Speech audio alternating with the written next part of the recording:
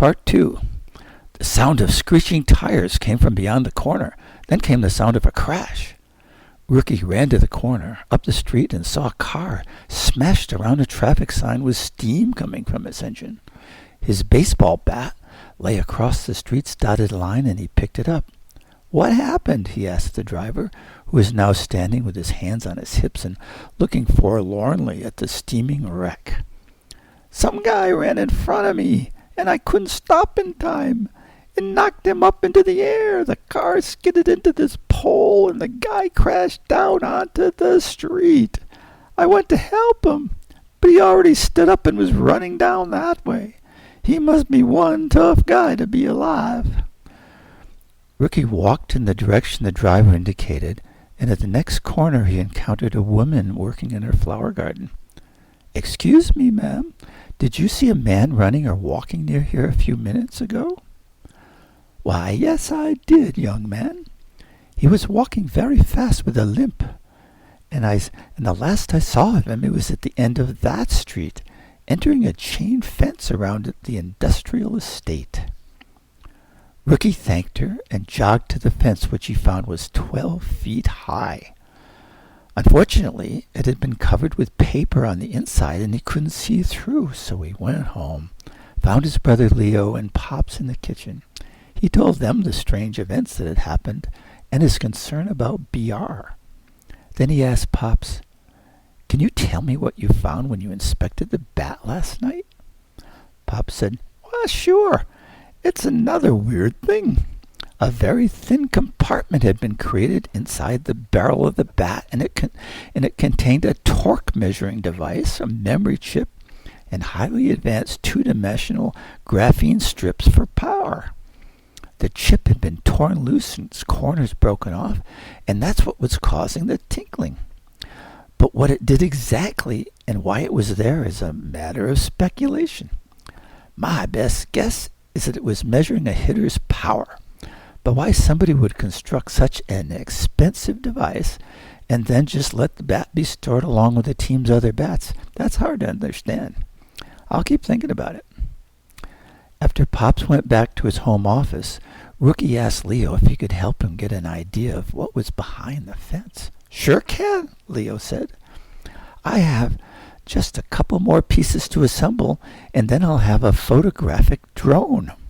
I designed it to be quiet and unobtrusive. It also transmits digital images back, so just in case it should crash, I still get to see the videos or photos it's taken." "Way cool," Rookie said.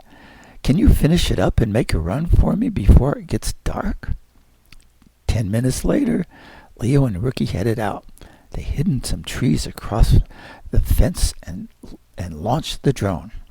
It lifted off in near silence and immediately transmitted a video to Leo's mobile phone.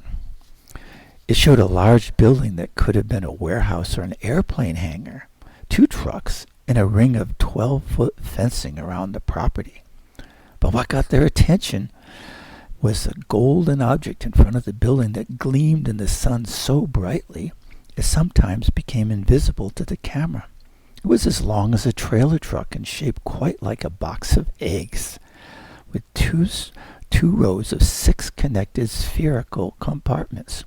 "What on earth is that?" Rookie asked. "Beats me," Leo responded as he ordered the drone back into his hand. The two walked back home chatting and speculating what the object might be. The best guess Leo could offer was, since this is an industrial area, perhaps the device includes compartments that store materials for some complex mixing operation, kind of like making concrete from gravel and water and cement, but more complex. But that's just a wild guess. It could be anything. That night, Rookie became increasingly worried about BR, and he walked to his house first thing in the morning. BR's aunt answered the door. She explained that BR's parents were out of town, that he wasn't home, and she figured he had either joined them or had decided to stay over at some friend's house.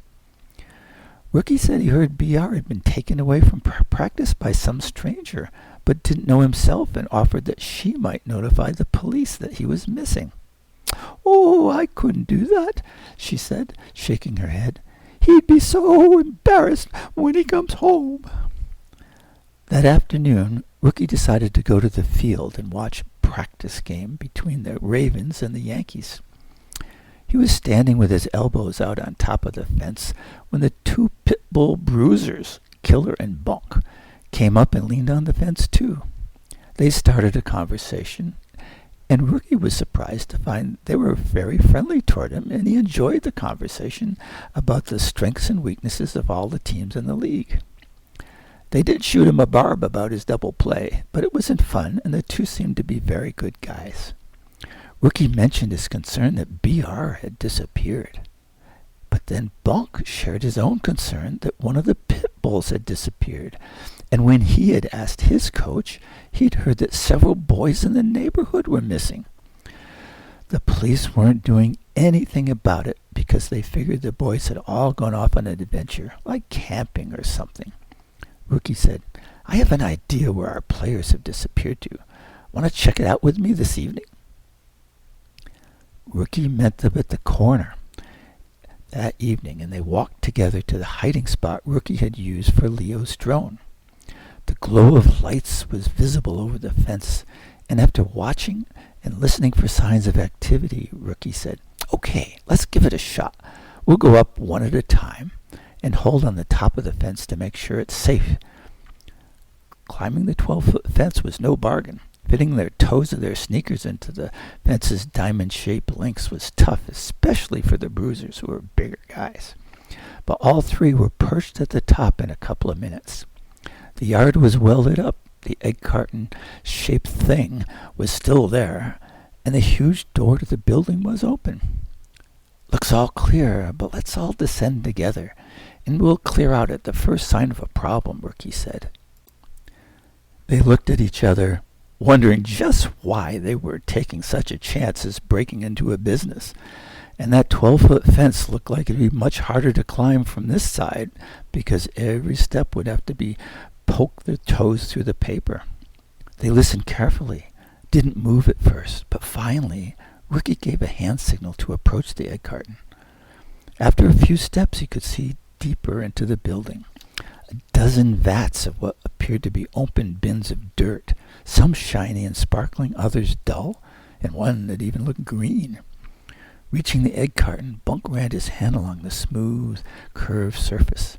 He nodded and pursed his lips with an expression showing that he was really impressed. Rookie tapped lightly on the side of the pod.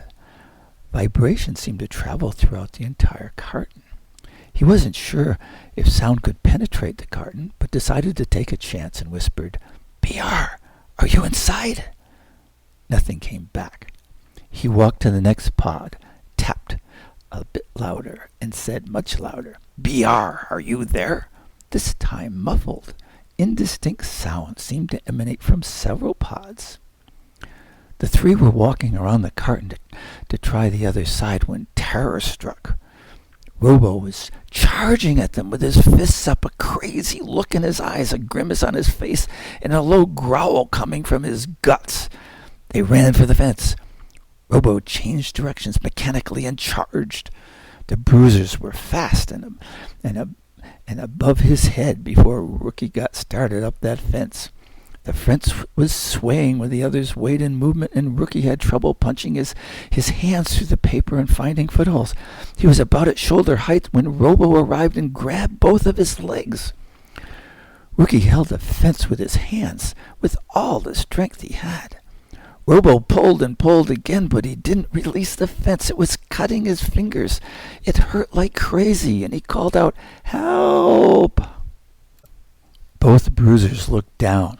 Killer was almost directly above him, and he called out, "Geronimo!" and he jetted toward Robo. His feet came down on Robo's shoulders and knocked him flat. Rookie poured on the upward speed, and Killer was out of reach before Robo got up off the ground. Robo grabbed the chain-link fence, growled, and shook it violently. He didn't stop until the three had disappeared down the fence and down the street. Around the corner, the boys made a three-way handshake, and Killer said, That was a close call. I better get home now, but let's talk again and decide what to do next. Rookie was downcast as he walked home, even though he was energized by being saved from Robo. He hadn't learned anything about BR's whereabouts. What would I want BR to do for me if I disappeared? He asked himself. When he arrived home, Mom, Leo, and Pops were talking at the kitchen counter. Leo greeted him with, "What'd you find out, bro?" "Not much," Rookie replied. "I did learn Robo is in there, and I did see what could be some ores or some kind of mineral, something, stored in bins in the warehouse. I know nothing about them, but there were 12 of them. And since the egg carton has 12 units, I can imagine it was their delivery vehicle. I'm also starting to think the egg carton may be really a spaceship. It's made of some kind of fancy metal. I can't tell how it got there. It seems too big to have been put on a truck and driven through the streets. I don't know, did it fly?" "Hey, Leo, use your wormhole detector if it's still working." Leo nodded and said, "Yeah, I got it rebuilt. It's working just fine now." Then Rookie answered, "Hey, could you take a little evening stroll and test how the gravity is near there?" Leo replied, "Right on it, bro," and he headed toward his room. Rookie said, "And Pops, any chance you could check for unusual movements in nearby space or some kind of UFO entering the atmosphere any time in the last week or so?" Pops gave a nod, put down his cup of tea, opened his laptop, and kicked off some specialized programs he had written for the Planetary Defense Council. As Rookie opened the refrigerator for a glass of milk to accompany the cookie Mom had put on the table, she said, "You know, if that is a spaceship, and especially if it's not one monitored by the government, it just might have brought some foreign microbes here with it. Microbes that might be dangerous to you and to all of us. I'll take a scanner that I've been using for infectious diseases coming out of China and Africa, and I'll go down there with Leo. While he's checking out the gravity level, I'll check for microbes." Rookie sat on the living room sofa, thinking and worrying the whole time they were away. He wanted to help BR, but others were doing all the work. When Mom and Leo returned, they announced there was nothing unusual in the area and plopped down on the sofa next to him. Pops heard them, came from the kitchen, and said, "Sorry, the wormhole ideas looks like a dead end, but it doesn't really surprise me. I have something, a blurred image of a vehicle, some kind of UFO, that arrived from space 3 days ago. But until I get to analyze it on the observatory supercomputer tomorrow, I won't be able to tell just what it is. My laptop does show a trajectory from the edge of the troposphere directly to this area, though. But apparently my colleagues who did see it didn't think it was a threat to the planet." "Gee," Mom said, "I bet the unusual edges of an egg carton would give off a blurred image, maybe like the image that you just saw on the computer. The carton could even have been designed to confuse radar and make observers think it's just a private plane or some such thing." Pop said, "Good point. You could be right. I'll let you know what I find."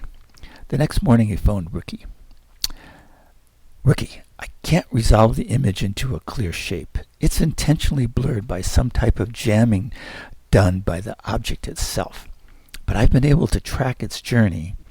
It originated somewhere near Mars, 192 million miles away, and it traveled 9 months to get here. I had to cut short my investigation because I got to check out an object entering the solar system from another galaxy. I tell you about it, but it's classified and it just may be dangerous. I can't talk about it, but I got to go, and I'll work to connect the dots on this problem for BR as soon as I got time, but I got to go for now." Rookie stayed awake most of the night, worrying about BR, and he had no taste for eating breakfast in the morning. He talked to his brother. Leo collected his drone, some other tools, and a rope. Then he phoned the Bruisers, and Rookie grabbed his baseball bat and the four met in the bushes across from the industrial park. Leo sent up his drone and reported back that the place seemed deserted, though he hadn't directed his drone inside the building for fear it could alert the bad guys who might be in there. Then Rookie laid out his plan. We'll all go in together. First we check out the hangar or warehouse or whatever that building is. If Robo's inside, we'll try to talk to him. But if he's as aggressive as we've seen so far, we'll tie him up with a rope. If others are there and not willing to talk and resolve this, then we're in for a fight. We'll have to rely on whatever we find to disable them. Then we check the egg carton and open it up if we can. They scaled the fence, climbed down, and walked stealthily toward the hangar's door. It was dark inside, and the outside light allowed them to see only a few feet. Rookie could now see the bins of materials. He saw they were marked palladium, gold, cyanobacteria, osmium, iridium, rhodium, germanium, beryllium, jadeite, platinum, and a few others with signs facing away that he couldn't see. He couldn't imagine what was inside the deep cavernous space. He was scared, but he had to keep going and find BR. He put his fingers to his lips to signal for silence, raised his free hands, pointed inside, and walked forward. They followed. And then his whole plan fell apart. 1,000 lights turned on, blinding the boys. A big man dressed in a suit and necktie stood before them. Rookie turned to run, but Robo stood behind him, holding a pitchfork with 5-foot-long tines. He looked left, then right, only to find 2 thugs with pistols drawn. The suited man boomed, "How nice of you young fellows to volunteer to come with us. Ho-hoo! But unfortunately, we have only space for one more in our ship. Now, you 3 strapping guys would have been perfect a couple of years ago, but you won't fit in there now. But I see we have one who will fit, and let me see. Yes," he cackled to Rookie. "You're the one who broke the bat. Wonderful. We'll get double the normal price for you. How good for us. We'll be paid for delivering 13 when we only send 12. Super, thank you." Rookie was stunned, terrified. What does this mean? He asked himself.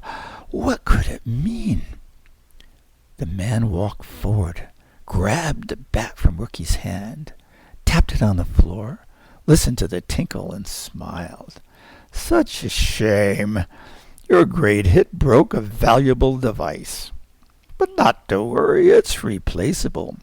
He threw the bat behind him, and when it struck the floor, the sound bounced off the walls, and it skidded back into the huge, cavernous, nearly empty building.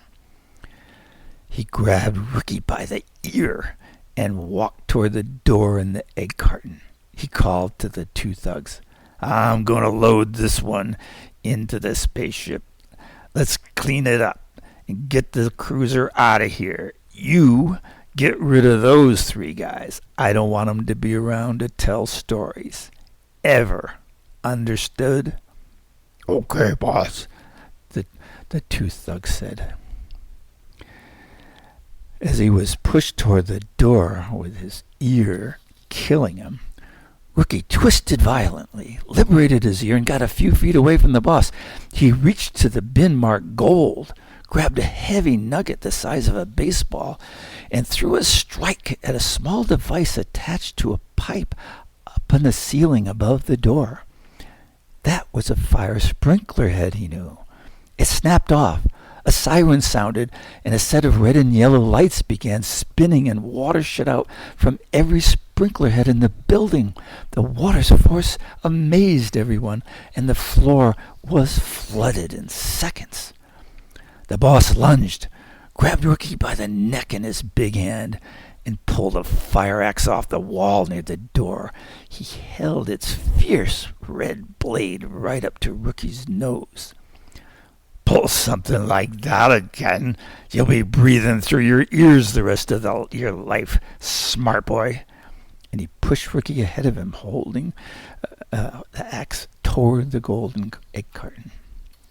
Bunk took advantage of the spraying water to duck out into the yard with his bat. He ran toward the egg carton and bashed it with all the force he had in him. But the bat just bounced off. Frustrated, he kept bashing away as one of the thugs came up from behind and poked his pistol into his back. When nobody could see him through the shooting water, Leo had slipped behind some bins and he laid low. Killer ran to follow Bunk, but Robo attacked with a pitchfork. When Killer surrendered and put up his hands, Robo dropped the pitchfork, clapped his hands down on Killer's shoulders, and gave him the same treatment he'd given BR. And Killer slumped to the dirty water streaming from the building and into the yard. Robo then did a fast limp toward the egg carton and tapped a spot on its front edge. 2 windows now showed themselves, and a door with a ladder opened. He entered the pilot's compartment and started the engine warm-up sequence, splattering mud and dust everywhere. Boss flipped a switch to open one of the egg containers and was dragging Rookie up a ladder when Robo yelled in a gruff robot voice, "Must lock to takeoff." The sound of police sirens started in the far distance, but they were soon masked by the egg carton's engines. The noise grew even louder because the whooping sound of a helicopter blades arrived and battered everybody's ears and masked the other noises. The sound was loud, incredibly loud. This red, white, and blue Planetary Defense Council helicopter whisked in only a few feet above the fence they had just climbed, and it stopped, hovering directly over the egg carton. The boss was standing on the spaceship, stomping his foot down on Rookie's head and trying to close the last pod's door over him when a rope flew out from the chopper.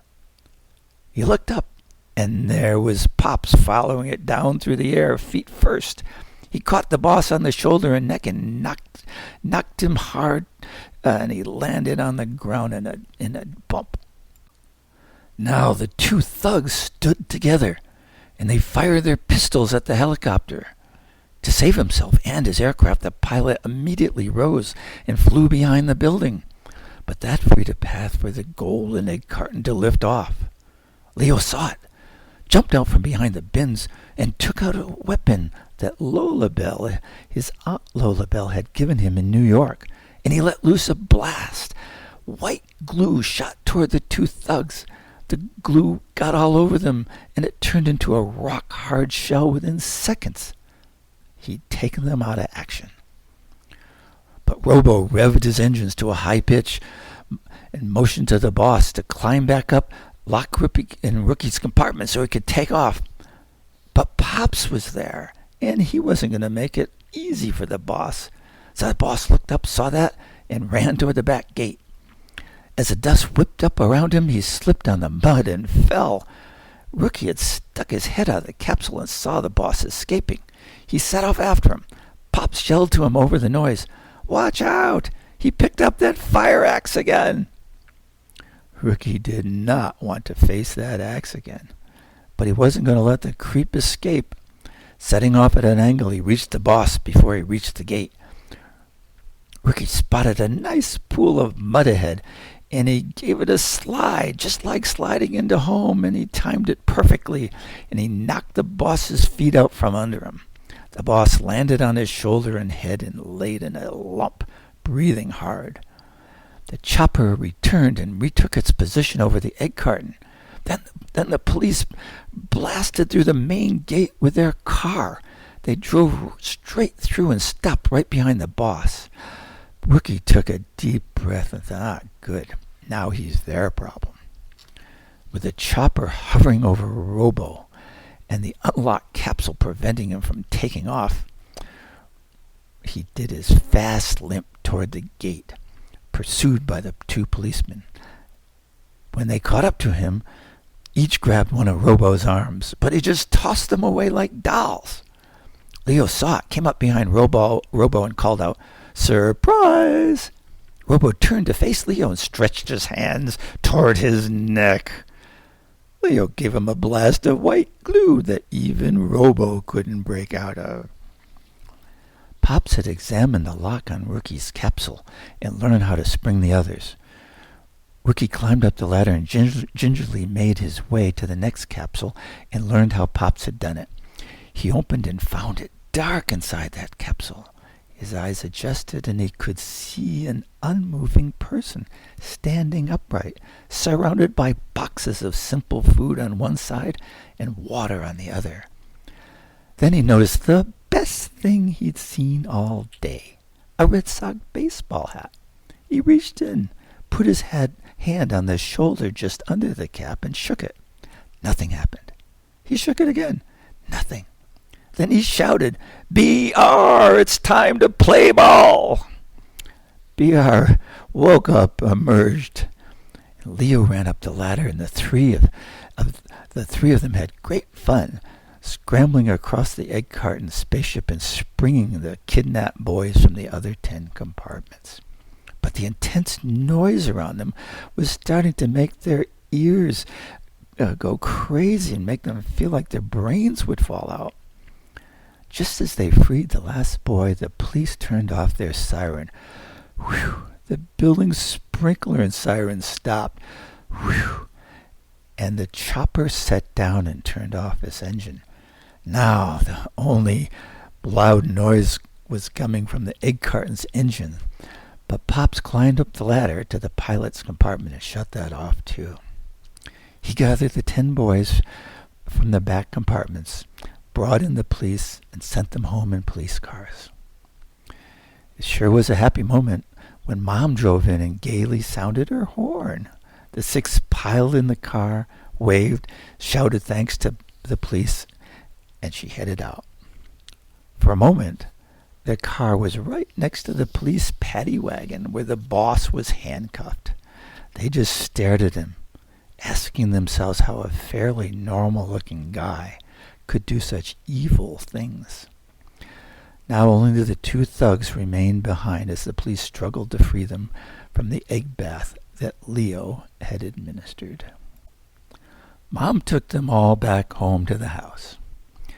Nobody said much in the car because their ears were still ringing from the noise, and they were still recovering from the events they'd experienced.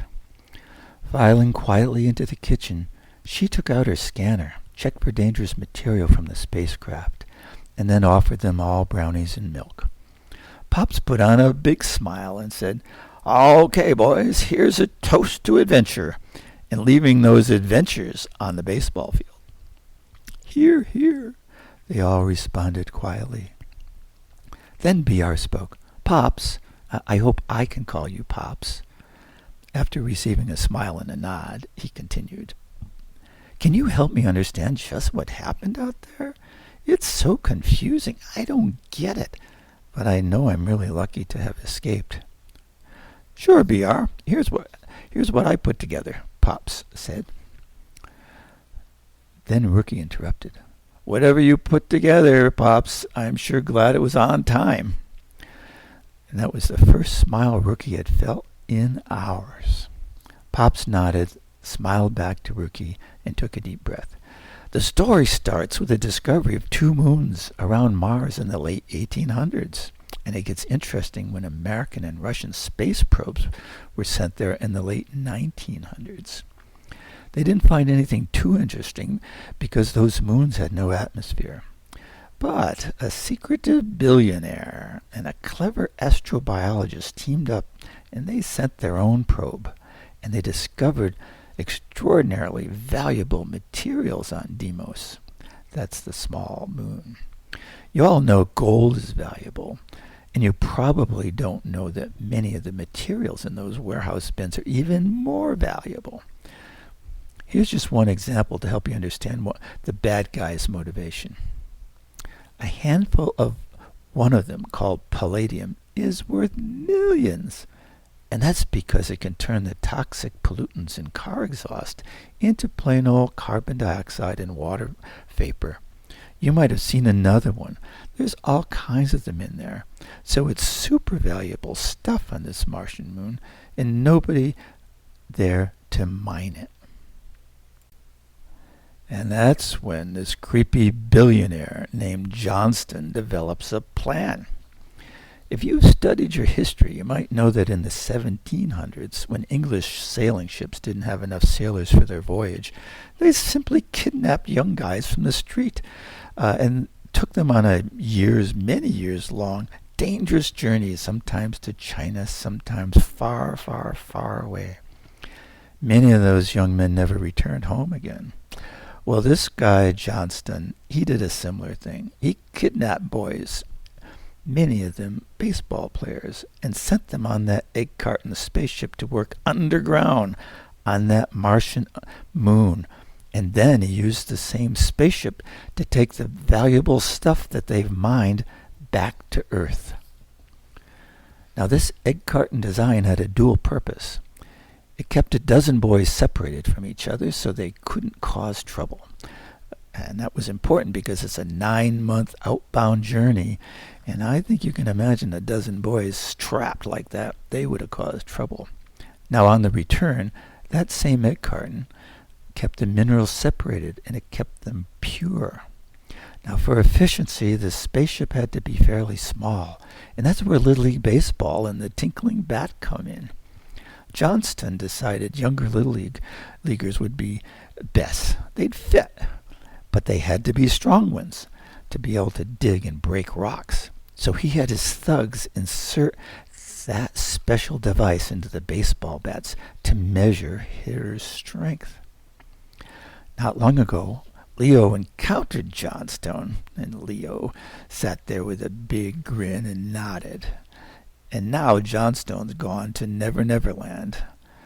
But the guy they called Boss took over the operation and continued the scheme. Now, with continued support from the Planetary Defense Council, the police are going to be setting off to bring back those other unfortunate home run hitters who are still on Mars' moon and doing all that mining. So that's a short story of what's happened, BR. Any questions? Yes, I do, BR said. Tell me, what did the miners trapped on that moon all alone underground, what did they do when they weren't working? Well, Pop said, with a sad shake of his head, there are no baseball diamonds on Mars. Rookie said, arg. That added torture to all the misery that Johnstone brought to them. Yes, Pops replied, and it shows the importance of having friends and being a good friend. The end.